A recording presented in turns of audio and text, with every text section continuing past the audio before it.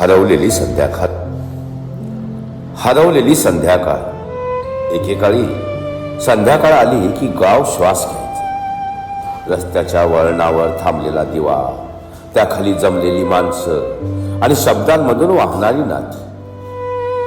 पक्षी कुठं गात होते, झाडं कुठं ऐकत होती, हे वेगळं सांगावं लागत नव्हतं.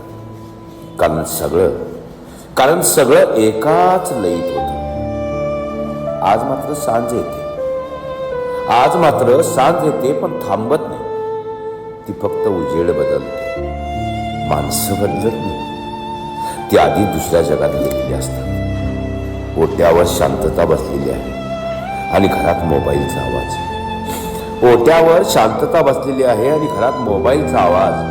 गाव अजून आहे, पण गाव पण हळूच निसटून गेले.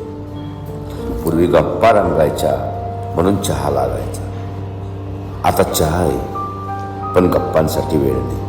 प्रत्येक जण कनेक्टेड आहे तरीही एकटा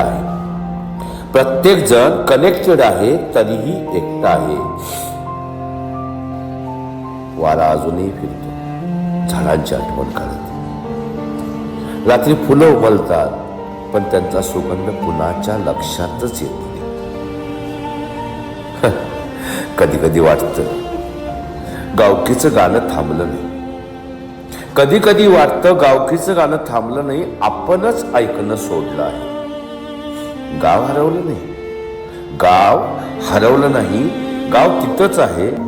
आपणच पळत सुटलोय जे आहे ते सोडून. गोंधळीतून सुटणाऱ्या पाण्याच्या थेंबांच्या शोधात. कवी दीपक कुंभार, कोल्हापूर.